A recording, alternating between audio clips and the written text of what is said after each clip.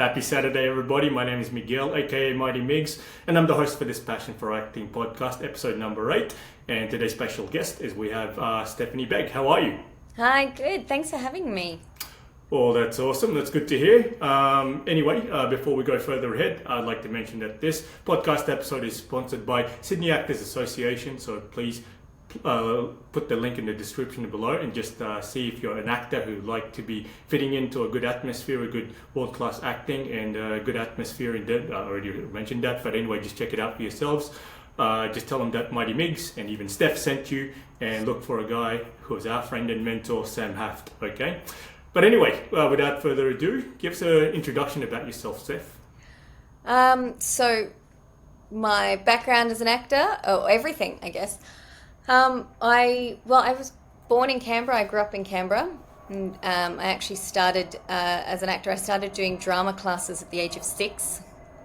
And I did those outside of school and as part of school up until I was about 17. My school had a really good relationship with NIDA. They had I don't know what it was, but NIDA would come to our school and run acting workshops with the students there. So, I was really fortunate to have that opportunity when I was a teenager. And then after that, when I actually finished high school, I went to film school at QUT in Brisbane, where I lasted about a year and dropped out and moved to Sydney and got an agent and started acting. And while I was in Sydney, I did every kind of acting course I could afford, basically. Like I was doing classes at ATYP, classes at NIDA, at the Actors Centre. Bell Shakespeare used to run Shakespeare workshops that I used to do. Basically, and then I also just did loads of theatre. I just auditioned for everything. I did loads of indie theatre, I guess, lots of co-op work. A big theatre background all through my early 20s.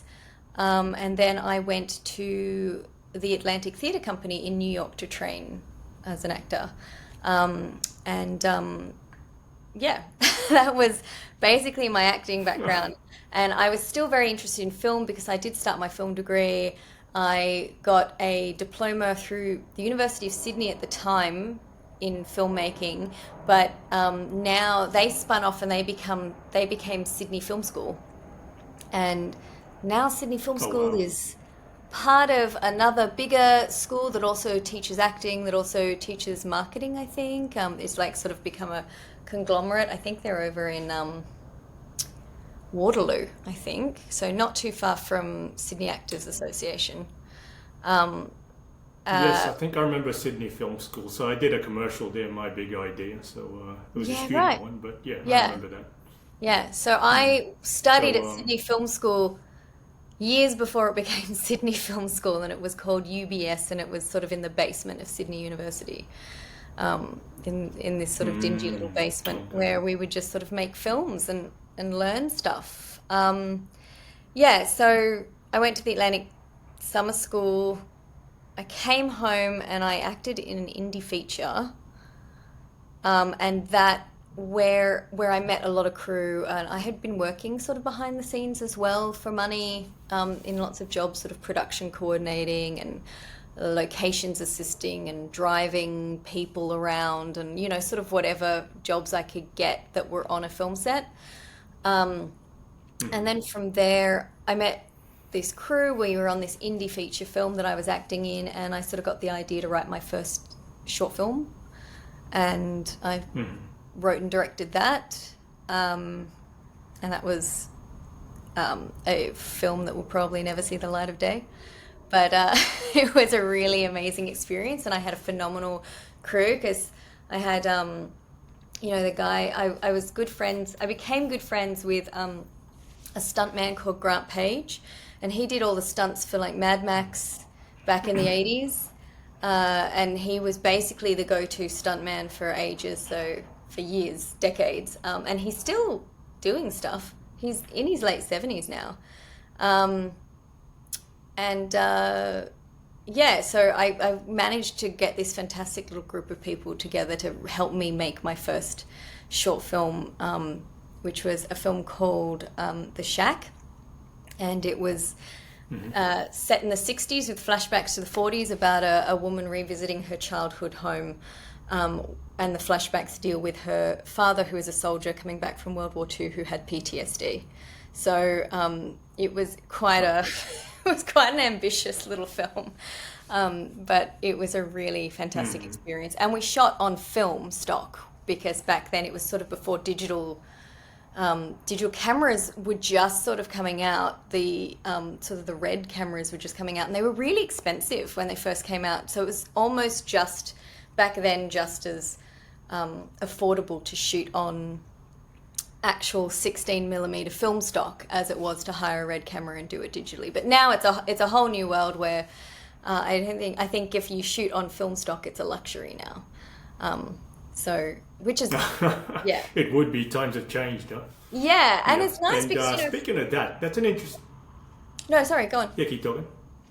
No, go No, on. just speaking of that, that's an interesting. The introduction is just so unique because I wouldn't say that you told your whole life story there, but it's just that you've said the highlights there. So one of the things that actually stood out with me is that you started at 6 years old. So at 6 years old, what made you want to do it? Was it your parents that wanted you to do it, or just like encouraged you to do it, or did you see a movie that made you want to pursue acting or filmmaking? I know my dad says that he remembers me saying that I wanted to be an actor from the age of 3, which is how old my daughter is now, and I can't imagine her, being like, "Mummy, I want to be an actor." But it was just something I always wanted to do. And my mother put me in ballet classes from the age of 3 to 6, and I was terrible at it. Okay. I was terrible at ballet, and I talked all the time, and my teacher called me a chatterbox. And it's one of those things that you remember, like, as a sort of 5 or 6 year old, it's like a real insult to be called a chatterbox. And after that, Yeah, I wanted I know to the do ballet. feeling. Yeah, I was. Yeah.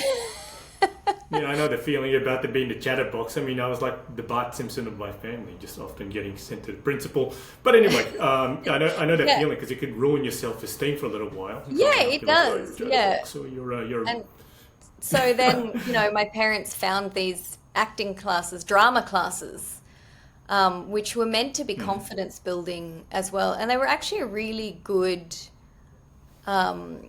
I was diagnosed with dyslexia around the age of 5. And my parents actually found the drama classes were a really great way for me to learn to read. Because we would get given okay.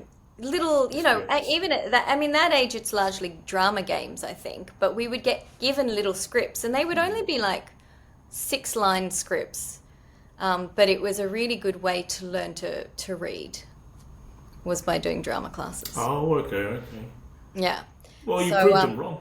Just overcoming that dyslexia through learning how to read through drama. So it's Yeah. your social skills in a way and your professional career. Huh? Well, yeah, I didn't know at the time I was going to go into this professionally, but I didn't think I knew what a profession was at Oh, that age. But yeah, yeah, true that. Yeah. yeah. But no, Well, it was it is what it is, right? Because it's no, go on. you remember, like you and I didn't choose acting. Acting chose us. That's just plain and simple. So that's why you That's right. got called to your calling and you followed Yes. it. So Yeah. I was just talking about this to my in the second episode of this Passion for Acting podcast with one of my original acting coaches. I mean, he took a step down for a while after he ended up settling down with a wife and a couple of kids, and he thought he was never going to come back into it. But then he just said, no, it's always been in the back of my head. Acting chose him. And Yeah. this is one of those instances as well that acting It's chose one you. of those things you can't shake. Once you enjoy it, some people try it and hate it. That's and it is about your personality and what you're drawn to. And yeah, I do think if you get the bug, it's really hard to shake it. It's No, and you can't and there are cure it. I don't times. think you can cure it. And, Yeah, you can't. The only way to cure it is by I doing don't it. think you cure it. Yeah. And yeah, but it is Oh, one of amen. those. It's more like a fix. Exactly, sort of like a It's a fix. And It's a it's one of fix. those things that you will have, ebbs and flows in your career where like your former teacher, you have to take a step back and you go, okay, this is just a time in my life where I have to take a break from this and I have to focus on some other things. But, as long as you're alive, you can act. Doesn't matter what. Of As course. long as you're Amen to living, you that. can act. So, Yeah, of course. Yeah, because there's acting roles for all ages. This isn't a yeah, sport. This is entertainment. Because yeah. obviously, if I wasn't an actor, I would have been an MMA fighter. I would have been a lot uglier than what I am now with all the scars. But it's a young man's sport. Because me Yeah. at my Yeah. late 30s Yeah. now, it's going to be a bit too late for me to start a fighting career because I'm inexperienced and my body's not going to heal as much. But this is one of those professions for us. I've had this passion as well, just like you have, more like in my early teens, actually. Just before my early teens, tens, but I didn't properly pursue an acting career as well at the age of like early 20s, and it's just I had to follow that calling, just like Yeah. you're following your calling. Yeah. But that is awesome, yeah. Yeah. But yeah, Yeah. so the next question now is that one of the things that stood out to me with your biography when I actually just was reading it before we had this interview, like a few days ago, is that afters, right? Because I've done a few gigs Oh with them, yeah, like, I and didn't then mention even that, though that they're I did my student master's in actors, directing there. Yeah. yeah, student filmmakers. Yeah. Yeah, you mentioned that actually. So yeah, in your your biography, probably not in your introduction, Yeah, not in my but that introduction, stood but out to in me. the, Well, now we know. Now we yeah, we know. know. We know I'm um, a yeah. I have a master's in directing from the prestigious Australian Film, Television and Radio School. Yeah. Oh yeah, they have that voices there every like once a month. I don't know. I don't even know if they have that still. But yeah, so tell us your valuable lessons there because I've had some good experiences with after graduates or after students. They Yeah. just it seems to be so world class with the teaching there. Well, it What are the most is. valuable It is like lessons there? Yeah. it's like the sixth top film school in the world. Pretty much every known film director and producer that's come out of Australia has come through that school. It's the top film school in the Southern Hemisphere. It's extremely competitive to get into. It's harder to get into than NIDA. For me to do my master's, there were only 6 places. NIDA, I think, Oh as an wow. actor, NIDA has like, I don't know, 25 to 30 places. So it's still very competitive. But yeah, so I applied. I didn't think I was going to get in. I was like, there's only 6 spots. There's no way I'm getting in. Well, you made it. But I did. I got in You and I made made it. it. So So well, I what think did what I? they're trying to focus on is just the quality of the students, not the quantity. Because some schools will Yes, be like, oh, the quantity of absolutely. we got more students, we're going to have more money. But this one here, it sounds like this program especially is just going to be It for is the master's program the quality. particularly. Yeah, definitely about quality over quantity, for sure. So you asked me what were my valuable lessons out of afters? After, Good yeah, question. yeah. Okay, so and a lot of I think the lessons that I learned at afters does apply to acting as well. Um, First of all, like filmmaking and performance, it is a collaborative experience. That is probably a key learning point. Um, so it's so I guess it's the same with acting where it's like it's not about you. It's about the story and it's about the people you're working with. So you're in a scene with with another actor. Don't make it about you when you're acting. You make it about the other actor. And it's the same as the director. It's really about how you support each other. Don't steal the limelight. Don't steal the limelight. Share it. You know, because you're a team. Amen. And if you don't work as a team, if you're ego driven and making it all about you, it's not going to benefit the project. It's not going to benefit the story. Yeah, so That's it's true. I guess on that it's about the people you surround yourself with. So you need to make sure you have a really great supportive team and a great support network around you. Um, yeah, and it's again because it's collaborative, but it can be, which I've learnt many times over the years making films. It's a process of trial and error, and sometimes you have to have some hard conversations, and But don't be an asshole about it. You know, like always be respectful. Have those hard conversations where you have to tell someone no on their idea or their vision or you know, their contribution, and but you know, be respectful to them about it because yeah, Because respect egos. goes a long way, yeah. Especially, yeah, egos can come a long way. I mean, it can clash, but Yes. yeah. So you and I, as individuals, will need to understand that if we realize as individuals that we're wrong, we'll have to admit that we're wrong. Otherwise, we're not going to progress because no accountability is not going to make you Oh yeah. evolve or And you know, and go move forward. Yeah. And you know what? So It's not even that blatant in the sense that people will tell you. If you're hard to work with, you just people will just avoid you. Like it's not even going to be blatant that people oh are going yeah, to say, "Hey, I don't like working with you. You've got too much of an ego or you're disrespectful." People don't like conflict, so they're just gonna fade away like that. You know, they're just back off. gonna back off, and you won't necessarily know why. But if you ever question, hang on, how come how come I'm not getting asked to be part of things or talking to those people anymore? You know, you might have to sometimes reflect. But Yeah, yeah, but reassess it certain is things. it's Yeah. about the other people. Be compassionate, be caring, be respectful. As a director, I think. Yeah, look, remember Sam? Yeah, No, go on, didn't mean go to on. say something there. Sam told us, so Sam Haft actually told us during class, remember, it's storytelling. Risk overacting. At the same time, you have to make sure that, when you're telling that story, the audience needs to be able to relate to what you're trying to tell. Exactly. So otherwise, And if you're and making it about how's that you, going to they don't want to happen? see It takes two that. to tango. Yeah, exactly, exactly. Because it's about connecting with other humans, you know, and if you're in your head and you're all about yourself, you won't be connecting with other humans. And actually something that Yep. Sam says in class, which is brilliant, which is also something I learned as a director at Afters, was that Sam has this great saying that I love that is saying what isn't working is as useful as a fart in a space.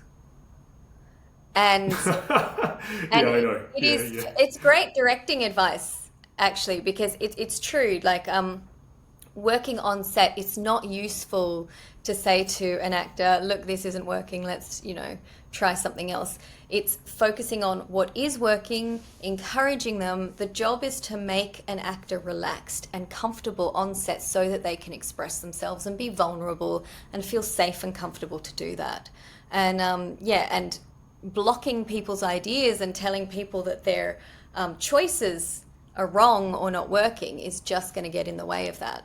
So yeah, I so think it's more like just a readjustments there, yeah. So in yeah, between takes, so absolutely. just It's like definitely about if you don't, yeah, it's just about readjusting in between takes or just yeah, readjusting while you're in the middle of the take. yeah, So yeah, you yeah, and I can both relate to that, just like making sure, okay, like sometimes the director, which is not as common in my opinion from my experience, is that during the take he or she will tell you, okay, do this more, do that more, less, yes, that's it. So we can relate to that, right? Just being able to adapt from a different perspective. So, which is the director's perspective, because he's the one helping us tell the story.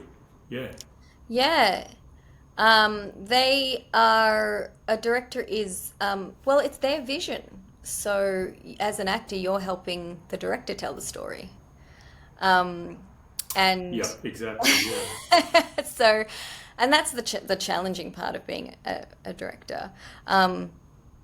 But yeah, and Yeah. I So, what think were your also valuable lessons as a director? Just then, I mean, because I rudely interrupted you. I just did it again. My apologies. But that's okay. so, tell me your most valuable directing wise. You were saying something about you as a director. Was Just then. I? Um, well, oh no, I think Yeah. it was like you know, just positive feedback, and that's dealing, like I said before, with you know talking respectfully to team members. It's crew and cast. You just you know be positive feedback gets you so much more. Being positive about people just gets you such a better performance and such a better working environment. Um, and I think the Yeah. other key Yep. thing, I which agree. also applies to acting, is that the script is key. If you're struggling with anything, go back to the script. The script, if you have a great script, all the answers are there. Yeah, so go back to the script, Amen. analyze it, find the clues, find the keywords, find the subtext, and work from there. Oh, amen to that, because it's all about the script, right? Because good screenplay and writing, I mean, you know this better than I do, but will lead to good directing, and good directing will lead to good acting. So Yeah, it's a bit of a chain reaction there. yeah, yeah. Am I correct Absolutely. there or not? Sorry, There say we go. that See, last bit you're a again. professional in your own field. Oh, is that? You broke up I said, there briefly. we go. Just like, you know what no, I just said, yeah, you know what you're talking about in that context, because it starts from the script, and good script writing will actually lead to good directing, and then good directing will actually lead to good acting. Because Performance. Yeah. if it's bad directing, it's bad Oh, screenplay yeah. And if or it's a following, bad we're not script, going to be performing very well.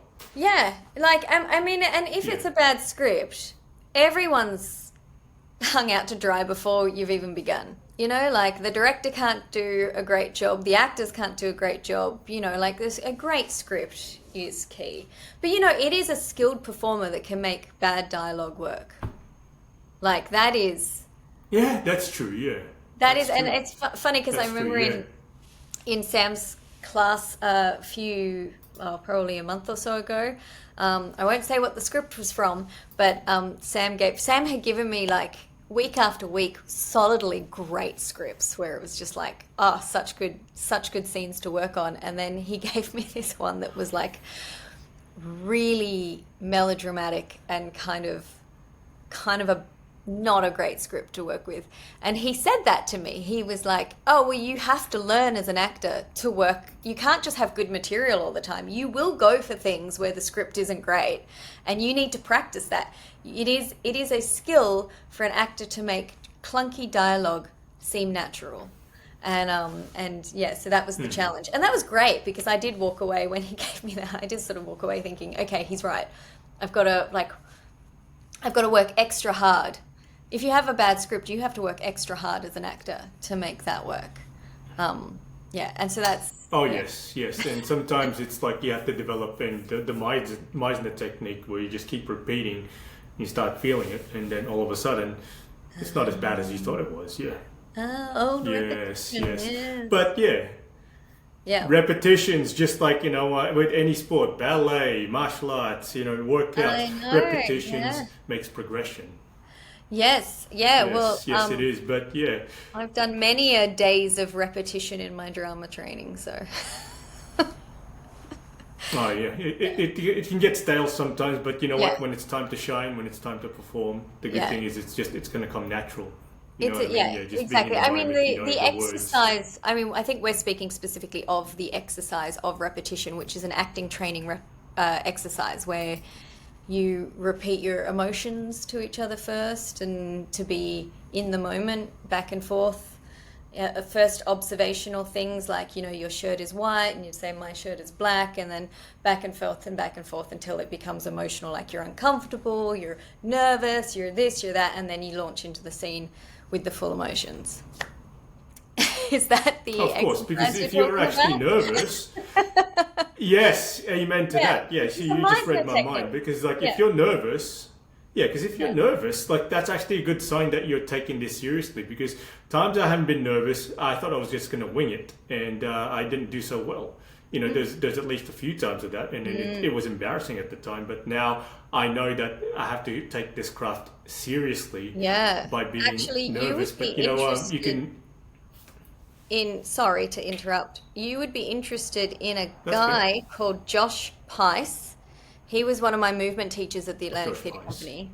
He works specifically with movement training that goes a lot for actors that works with your emotions because your emotions change every 7 seconds. And it's about Yeah, that's true. Yeah. actually going back and being present moment. He has this thing where he used to throw he used to throw gummy bears at us in class because he'd put us through this intense training where we'd be like doing push-ups and running around and doing lunges and jumps, like very, very physical. And if he saw that we weren't present in the moment, he'd throw a gummy bear at you, and you would to bring you back. He wouldn't do it hard. It wasn't like a mean thing, but he's brilliant. He has a I think he does online training, but he's an actor who is working in everything. He's on so much stuff. He was he played Raphael in the Ninja Turtles, the original Teenage Are you Mutant talking Ninja about the Turtle original one movie. back in? Yeah, Oh wow, 1990s. Yeah, so yeah, I because think late 80s. Yeah, yeah, late early 80s. I think. 90s. He has a martial arts background. Um, and yeah, so his whole thing is about staying present and in the moment and actually just going with your emotions. If you're nervous, just embracing that. And also, um, so you'd say, I'm back. That's his thing. I'm back. When you notice that your mind was drifting and you were getting in your head about things, to bring yourself back to the present moment, you say to yourself, I'm back, I'm back. And so we would be doing all these push-ups and lunges and running around and circuits. It was these circuits he put us through, and you'd just be hearing people all over the room yell, I'm back, I'm back, I'm back, I'm back. And then he'd throw a gummy bear at you and you'd go, okay, I'm back, you know. And it was fantastic fun. But yeah, Oh wow. I think you should check him out. He's very interesting stuff. Yeah. Okay, so you said Josh Pice. Josh Pice. Josh Pice? Is it Is your? that it? Or is that the Yeah. musician? Or is that Josh Pike? Um, yeah. I think it's Pais, maybe? Oh, Yeah, look, Josh you Pice. can tell me later. You know what I mean? So Josh, yeah, and his last Josh name is Pice. Yeah. Pice. It's Pais. Um, his method is called committed impulse, and Oh, it's okay. I'm gonna very, look into very that then. good. Yeah, So that was maybe. Yeah, part of yeah, my yeah. movement training at Atlantic, at the Atlantic Theatre Company. Oh wow, small world after all, huh? You know somebody from the Ninja Turtles movie, huh? I But mean, anyway, through look, again, let's you move meet a lot on of to that next. Oh, big time, right? And you realize it's a small world after all, yeah. yeah, it is a But small anyway, world. look, let's move on to the next. Let's move on to the next question. So, what do you enjoy most between directing, acting, writing, producing, or all of the above? I want to Oh, put you on the spot there, so take a bit of that's time a to really actually hard answer that. question. That's like choosing a favorite child. Like, you just don't do True. it. Well, I can only imagine having kids. So, Um, yeah. but I mean, that's that thing you secretly fear it as a sounds like it's child. all of the Parent above. has a favorite, right? All of the Um, above. yeah, no, I mean, I guess, they're all so unique and they're all really satisfying in their own way. So, but, I started as an actor. My heart is in acting. My passion is acting. Um, it's for me, acting is as close to the story as you can get. Apart from directing, like when you're an actor, you literally are the story. You're telling the story physically with your body and your mind and your voice. So you get to live the Hmm. story as the actor, and it's just Yeah. it's a satisfying feeling, but it can be really frustrating as well because we get in our heads as actors and you never sometimes, especially like I've worked on as guest roles on some TV series where you just it's so fast, it moves so fast that you do walk away from that sometimes being like, oh wow, that was just such a blur. And they didn't say anything, but did I actually do that well? So and it swings. And then Hmm. the complete other end is that you're on stage as in theater, and it's just so immersive, and it really is the actor's medium, and every you get to explore it, and every aspect, and every night get to be this character and live it. And so that's amazing. And directing is challenging as well. Like, I love directing because it is your vision of the story. You get to be working with people to create your vision of the story, so you're telling the story in a different way to acting, in that you're creating the visuals of the story, and you're thinking a lot more about the audience and what you want them to feel, and how you want them to perceive the story. So Yeah. that's Yeah. a That's it, true. that's it's really challenging, and because also you can only direct people, you can't control people. So if an actor isn't working the way you need them to,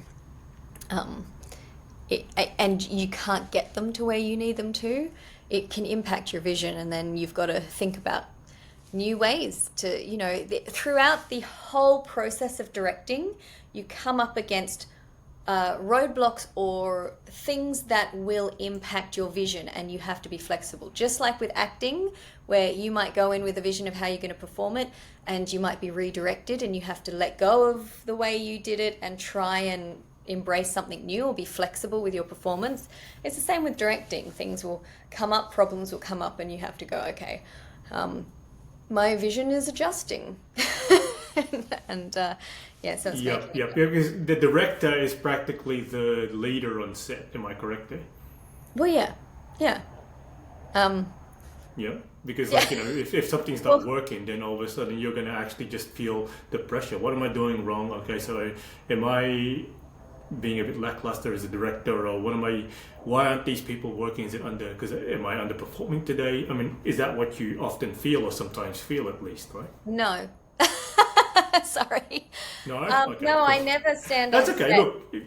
I never stand on set and go, this isn't working, what am I doing wrong? Because it's such a collaborative thing. I usually go, okay, this isn't working, what does it need? What does this situation need for us to move forward?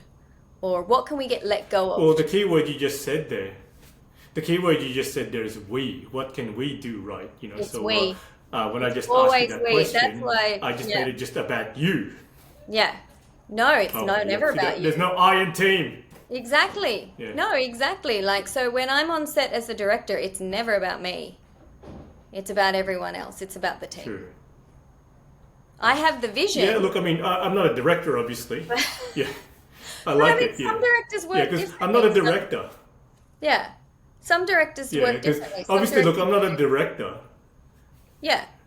Yeah, because obviously I'm not a director, but the thing is, I can relate to that, it's not about me thing as a personal trainer, right? Like, my client comes in, I know what they're usually good at or not so good at yet.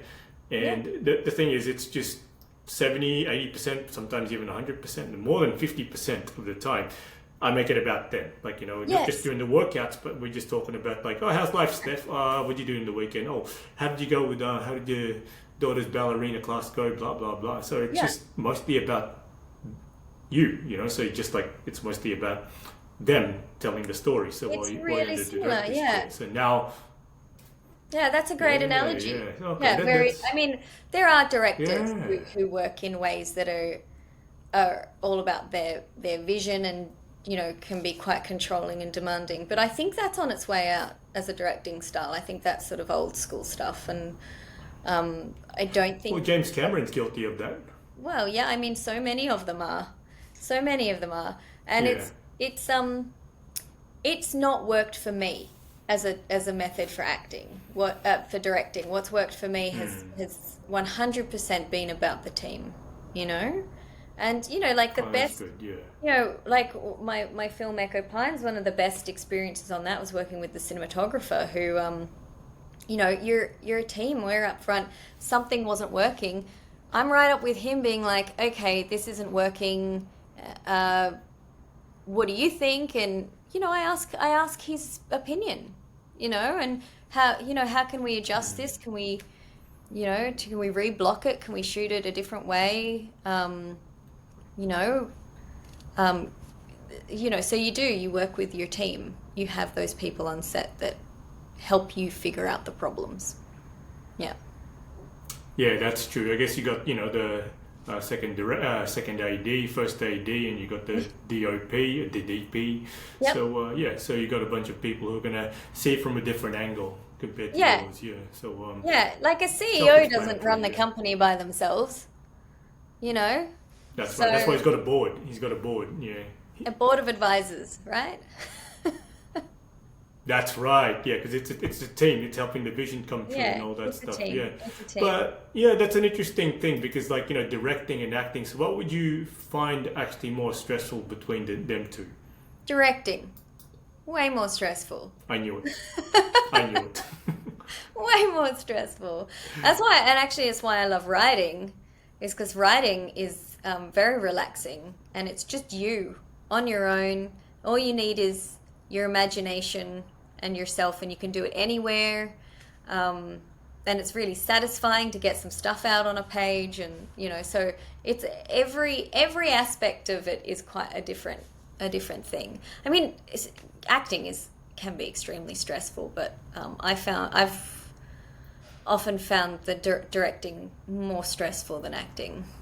Acting's, it's fun. Yeah, I could only imagine. Yeah.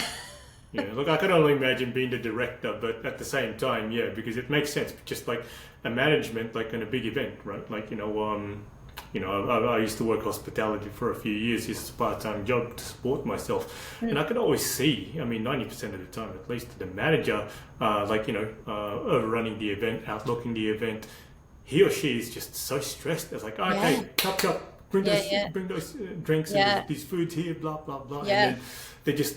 Because we can only imagine that pressure, but the pressure is similar. Am I correct? It's the same, and it's the same for producing. Producing's a similar pressure, because you're running the whole thing. Oh, is it? Okay, because okay. Because I thought it was just like, here's some money, blah blah blah, and then no. Or... Producing. This is it. See, producing is always the thankless job. It is the hardest job, and it is thankless. But it is getting all the pieces together, organizing the whole thing, getting the people. Oh, I see. Behind the scenes, getting permits, getting and all that stuff. I mean, finding the money is the hard part, and that's what a producer does: is they find the funding, and that's not easy. That's not an easy feat. Yeah. Well, maybe for now, right? Because once you make a huge name for yourself. All these sponsors are going to be willing to actually sponsor your project. Because one person who I have in mind when you just said that is Mr. Tom Cruise, who's a big inspiration for me, because he even said in an interview one time, he just said the producing bit is the much harder bit than the acting bit, because he said that he produces, of course, if he has a movie idea, he's going to have a ton of big sponsors willing to sponsor him because he's a huge name, because obviously he's a huge box office draw. Getting the money is not the hard bit, but because at his stage. But right now, he said when he's organizing like the time, location, and permits. That's all very stressful. Can you get the stuff? Yeah, that's the producing side of it that's really stressful. But no, it's. I mean, that is the exception to the rule. The Tom Cruise, even though he's a big megastar, and that is the exception to the rule. Majority of films, particularly in Australia, it is a battle to get funding. It is a battle to get funding. Yeah. So it doesn't surprise me just yet. It's got a lot of potential. I reckon we've got a lot of potential to make the movie industry here big, because Hollywood's practically here, most of Hollywood anyway. Yeah. But it's just that maybe it's just the culture, because it's still a little bit behind compared to the US and the UK. But it's okay. I guess we're progressing in so many ways over here. Yeah. Because, I mean, it is a big in Sydney and in Gold Coast. It's a big and complicated discussion that has a lot of elements working on many levels. Which comes down to we are a government-funded industry. So the funding is very specific. It is rare that we have investors that aren't government, and it is not a lot of money compared to other countries, and we also don't have the population often to fund a lot of bigger projects. So and a lot of Hollywood stuff is coming here, but they're bringing their own actors. They're bringing their lead actors, they're bringing their own directors, which keeps local performers and directors out of those markets. Well, yeah, you're right. But when it comes to feature roles and all that stuff, or just even supporting roles and all that stuff, I wouldn't say I've had an audition for any of that supporting roles stuff just yet, or even I've had instances where I've auditioned for the lead role of this new project, a US project, right? But that's not as common as the feature roles just yet. So at least of we're course. getting somewhere. At least, They do, if they bring their project to Australia, the prerequisite of doing it here is that they have to have a certain number of Australians working on the film, but it's not in those. It's not usually in those lead positions, in those head of department positions. So that's the challenging part. Yeah, no, it's great for actors who are getting supporting roles and getting featured roles and extras and other crew roles. You know, that is all fantastic income coming into Australia that is for those crews. But as far as like, yeah, your director, your director and your lead actors, and you know, sometimes even your cinematographers and whatnot, it is you know, they do bring their own people. It is, you know, name stars, which makes sense. That's true. At least yeah, in a way it's good because you know, whenever you and I would actually have a lead role, not necessarily a lead role, but a supporting role or a feature role or whatnot. I guess they're in the back of your head. They're in your database. You know what I mean? Because you know, one thing I've learned about Hollywood, or just the film industry in general, I mean, depending on the director, depending on the producer, or just the filmmakers, they're quite open. They can be quite open. I remember Steph. I remember Miguel. He or she worked with me in this one here. Let's give him a shot and see if he actually suits this, I'm not saying it's bad. Like, lead it role. is a good opportunity. It is a good opportunity for actors. It's a great. Look, it's just any industry, right? Yeah. Any industry, like you have to prove yourself because it's just not. Because remember, like you know, when you and I get hired as actors, we're helping their vision come true. They're doing us a favor so that we can do them a favor in return. So, okay, because is Miguel or Steph going to be able to, like perform under our standards? Can they help us sell this in the box office and make millions in return? So I think that's from the business perspective. You know what I mean? They're doing us a favor when that happens to help. But we have to do them a much bigger favor in return because.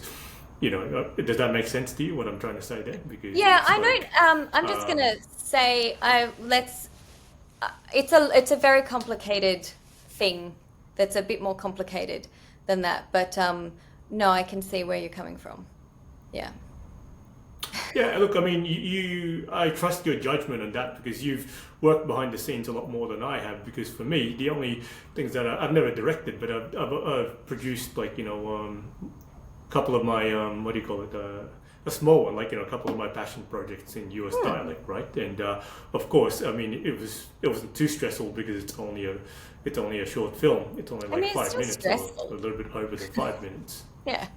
It can be, yes, because you know, you got to make sure that the location is you confirm for the location you're allowed to shoot there, or even like making sure that the director and the directors or the producers and the other actor or actors are actually free on the same day. You know, you have to make it work because practically, So it's a passion project and I'm in charge of it. It's project management. It's complicated. It's stressful, and there's often very little money and very little time, and you're trying to get everyone together at the same time. That is actually one of the things that the bigger films struggle with the most, is that just getting the availability of 2 actors for the shoot day at the same time often is one of the hardest things about making a film, is that the actors are busy. They're in demand, and it's sometimes and they have lives. Yeah. They have maybe they have other options, or they just like you and I in this instance. I can speak for myself, but I can be flexible because personal training is quite flexible in so many ways. All my clients are actually supportive of my ambition, so like let us reschedule. Yeah, but that's what works for me. So other actors who have 9-to-5 jobs, or just other jobs or commitments, they have to find a way to work them for themselves. You know what I mean? Make it work for themselves. It's that, and it's that thing again. Like, your acting teacher had the issue where he's like, well, actually, I just have to step away from it for a while because I've got other commitments, and and until that sort of settles down and is more manageable, I can't go back to it. So yeah, that happens. It's life. Yeah. He didn't think he was going to come back to it, but he came back. And I'm proud of him for it, because I even hinted to him, Coach. That's a great story. That's so cool. That's great. I mean, I'll introduce you to him one time. His name is Daniel Sasson. If you're listening to this, Daniel, I love you heaps, my brother from another mother. So What the hell happened there? So you dropped something there. I got too excited, but yeah. But anyway, next question here. So let's try to make this quick. So tell us about your experiences training at Atlantic Theatre Company and improvisational comedy in New York. Because you've been to New York. That's one of the reasons why I want to ask that. Yeah. Yeah. Oh gosh. Yeah. So I lived over in New York in the States, I lived for about 4 years. And 4 years, yeah. Yeah, 4 years in the States. The Atlantic Theatre Company, it teaches a technique called practical aesthetics. And it does use some Meisner in there a little bit, like the repetition exercise we were talking about. I have to say, it is hands down some of the best acting training I've ever experienced. It is just such a well-structured... Specifically for theatre, right? They do film as well. It's acting. It's acting. Oh, okay. Like it's a theatre base. Like they are about theatre, but it's. I think I don't think you can just go. I'm not going to go do that acting training because they're theatre and I want to be in film. Like I think, like it's acting training. It will teach you. The classes we did at Atlantic was just so well structured and grounded. And when I'm auditioning, and if I know an actor has been through Atlantic, I know I'm getting quality because I know that they've had such a well-rounded. They do film acting technique classes there, but they do. So the classes we did was obviously you do movement classes, you do voice classes, you do dialect classes, speech classes, accent classes. And then on top of that, you've got the actual practical aesthetics technique classes, script analysis classes, and performance technique classes. So, and they are so well structured that you just, it's just fantastic. It's like 9 to 6, 6 days a week kind of thing. It's incredibly intensive training, and it's incredibly satisfying training. So basically it was started basically in the 80s. A group of acting students from New York University went off to Vermont to do a workshop with David Mamet and William H. Macy, and out of that came this technique. And William H. Macy and David Mamet, I think they're still head of the school. You get fantastic teachers in, and you train in so many aspects of performance, and you get fantastic guest teachers in, like well-known actors come in and teach the classes there, well-known working actors, and so the technique of practical aesthetics is it's kind of designed by a writer, by David Mamet, to be able to analyze the script so that you can perform the script as it's to be written. So you sort of ask yourself 4 questions in the analysis, which is, what is my character literally doing in the scene? Like my character is, trying to find their cigar. They're in the scene trying to find their cigar.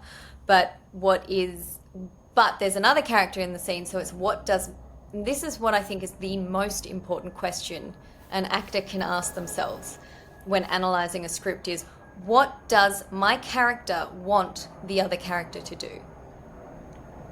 Because it's putting it on the other character. It's not about you. It's not like, what does my character want? I mean, you know what your character wants, usually, but what does my character want the other character to do? What is that dream scenario? And they might not get it. They might not get what they want out of it. But then the third question is, what actions or tools am I going to use to get that character to do what I want them to do? That's true, yeah. Yeah, to plead, to to cajole, to inspire, all these things that you can use in the delivery of your lines and in the actions of your body to get the other character to behave the way you want them to do. And the script may be that character doesn't do it. The script may be that the character does do it. But as the actor, you just have to focus on that. And then the fourth is the fourth question. It's not really a question. It's called the as if, and that's where it's as if I'm, and then you sort of, it's complicated. The as if is complicated, and it's where you use an experience or a relationship from your own life to sort of use emotionally in the scene.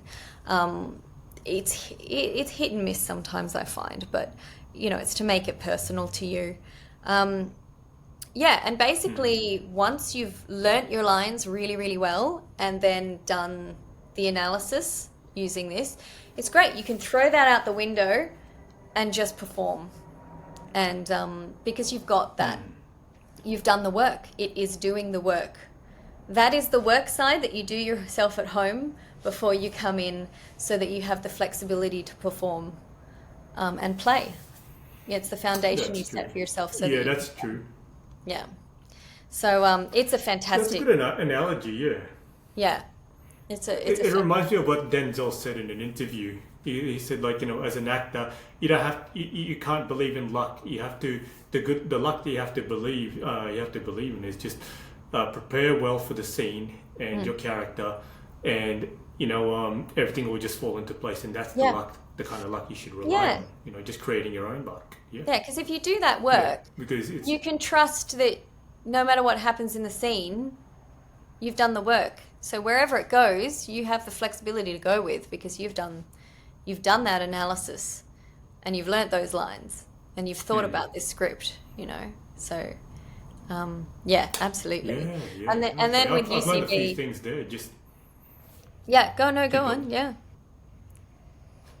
Yeah, just the thing that stood out for me there is just make it about the other actor. Just like, how do you want them to react? You know what I mean? Yes. Because, for example, if I'm ever interested in a girl or whatchamacallit, as a bachelor myself, if I tell her I love you very much, and how's she going to react? That's up to her. But it's just like, I'm either going to get friend zoned or she's going to feel the same.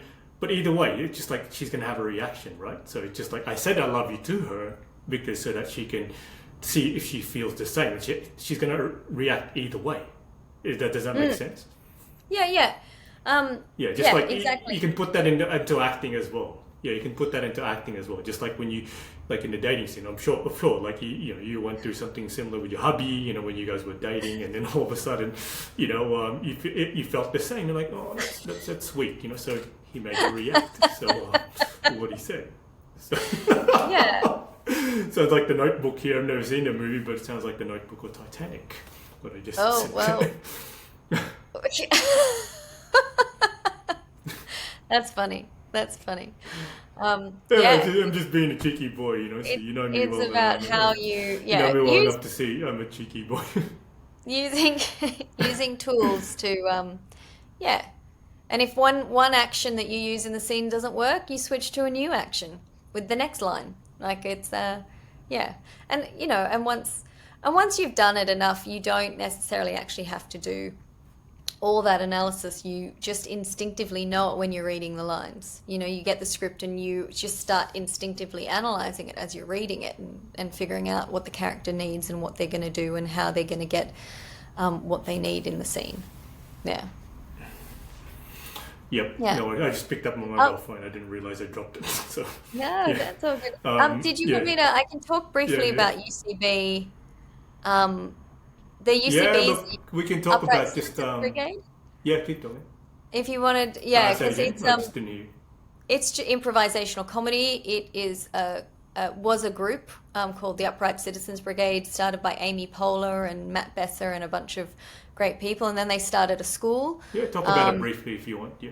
And basically it was an improv style which is a 3-act structure called the Herald, where you learn basically to get up and fail, and you learn to find the game. People give you a word from the audience, and you come up with a whole 3-act story structure and play characters, and you find the game, which is basically the joke that you just keep repeating throughout it. And it is fantastic for actors to do, because you will fail, you will embarrass yourself, you will suck, and it's it's a really important thing to do as an actor. It's really important to get past that and get ups, and my teachers there used to say, fail and enjoy it. Just get up there and be bad at what you're doing and just embrace that, And it's quite a philosophy. That's a good beauty of improv, right? There's no lines. Improv actually helps you to be in the moment in a different way. Yeah, it does. And you have to say reacting in your own way. Yeah, yes, and is obviously the key, but you always say yes every offer you get, because again, improv is about the other actor. If you are not supporting and committed to their choice as well as your choice, you will both fail on stage. So you are there not to be the lead actor, you are there to support your other actor. And you say yes to all of their offers. You say yes, which means you add something. So they'll say, hey, we're gonna go to the movies. Yes, we should do that, and let's take a gun and rob the place. That's a terrible example, but it's the way you add on to supporting. They give an idea, you support it, and vice versa. Yeah. Oh, well, that's interesting. Maybe I should try some. Maybe I'm starting to think I should do some improvisation courses now. Yeah. So maybe just 1 or 2, because it definitely helps loosen you up as an actor. But you know what? Yeah, definitely helps loosen you up. Yeah, it has its pros and cons. Yeah, there's maybe not cons, but like the improv school here is actually across the street from Sydney Actors Association and down the hill a bit. I think I've seen that. Yes, Yeah. I know where that is. I think I know what you're talking about. Yeah. Next to the Red Boat Kung Fu place, right? I think so. Yeah, it's an interesting street. Yeah, let's double check. Yeah. It's got a lot. Yeah, it is. I mean, it's just like around that area, Redfern, Surrey Hills. It's just like it's Actingville. So yeah, but it is what it is. But look, last question. What is your favorite project you've done so far? Oh man. Before we conclude. That's exactly the same. We're going back to the favorite child question. It varies. Like as an actor, I've done some great plays that I've really enjoyed. Like I played Cecily in The Importance of Being Earnest, and that was one of my favorite performances that I've done.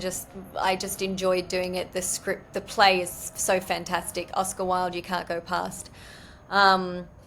Yeah, it was a great time. And I also was Mary in the Children's Hour. That was really intense. And I don't know, it's hard. But theatre, I've loved, as an actor, it's been my theatre performances that have been my favourite. That's where I've really felt the most liberated and the most, the work is the most gratifying.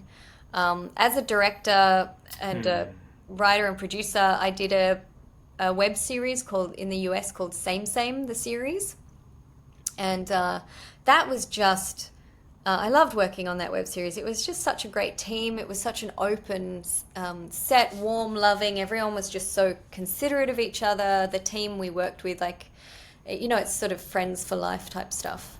That was it sounds an like example it's just one of those family atmosphere.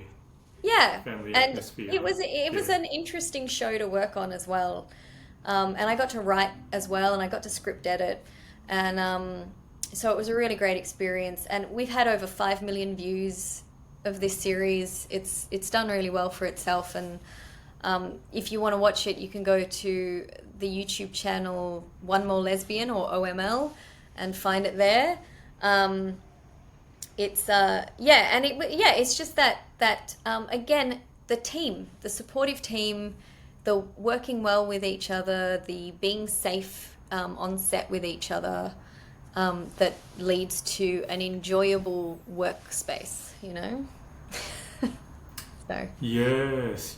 Sometimes it's not about the actual gig; it's about the experience working with other people. Yeah. Because I've had a few of those, so that's why. Because I can't, all of a sudden, if you ask me the same thing, I've got an answer, but, I could relate to, okay, well, I don't have any kids, but it's just like asking whose favorite kid do I have if I ever have kids. So, so it's going to be a complicated answer as well.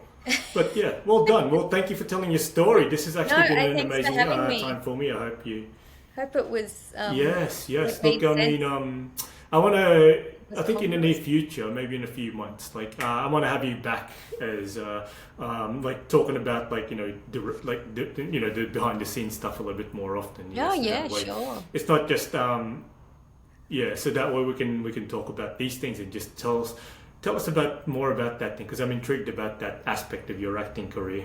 So I'm not saying that your acting career I'm not intrigued by, but this one here I'm just like I need to know more because maybe Well, one day I'll get into to producing yeah, and well, writing as working. well. I like to write. Yeah. Well, it's really essential. My husband teaches a course at NIDA for the actors there that is learning how to a film set works because they need to know.